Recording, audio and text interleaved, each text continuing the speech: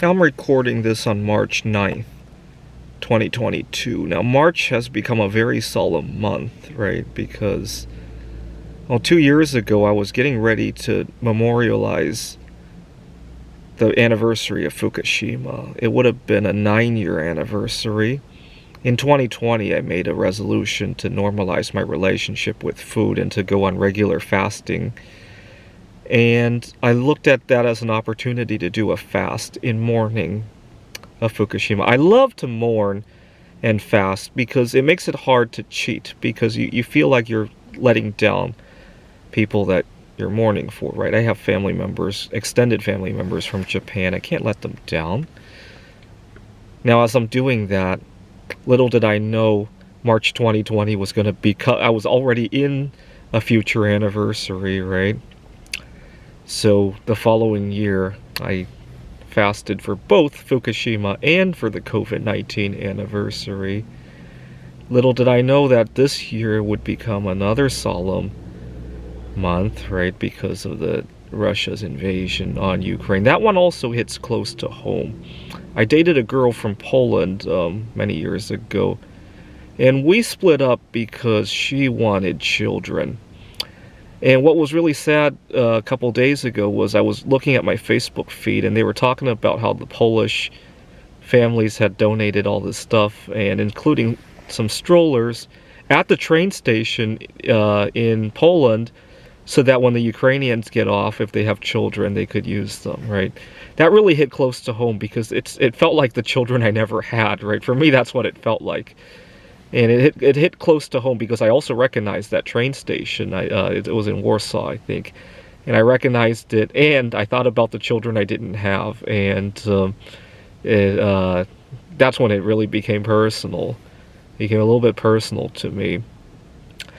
And right now, as I speak, there's a lot of discussion on freezing the assets of Russia.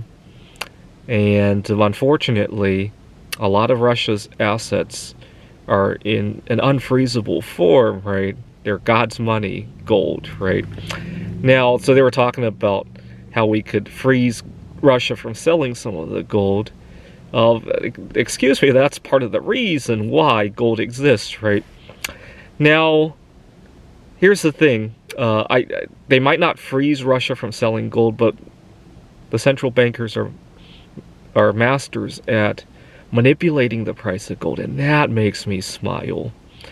So, yeah, buy Russia's cheap gold while it's being manipulated. Now, the other problem is that Russia has this other gold that nobody seems to be talking about. It was soaring past 3,000 the other day. I'm probably sitting on a few grams of it in the form of a catalytic converter, and I recently bought this Kia Forte. Unfortunately, I got rear-ended. Some teenager was texting while driving, unfortunately. But you know what? I made mistakes like that in the past, so I gotta forgive that teenager. And I got a nicer car anyway, and I don't have to deal with the headaches of selling the Mitsubishi Lancer that I had. And so a lot of people are going to forget about Russia's other precious metal, unfortunately. Really, I like it. If gold's going to be manipulated, palladium's going up. In 2001, palladium hit 4 times gold. That's a ratio that I'm going to be watching for. I think gold will be manipulated to. I think a safe lower bound that gold's probably never going to cross is probably 1,000, right? At that point, palladium will be 4,000.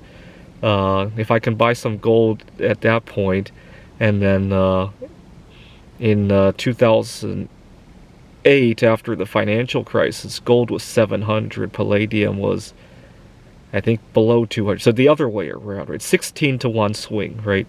So imagine if you have a 1 ounce gold coin today, imagine that becoming a 1 pound bar of gold, right? That's what the swing ratio is kind of like, right?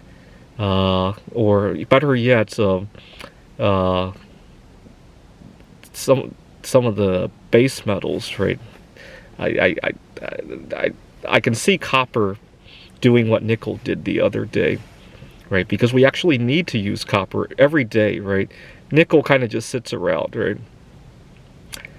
All right, take advantage of the central bank's gift over the next few weeks or months or however long this situation lasts, and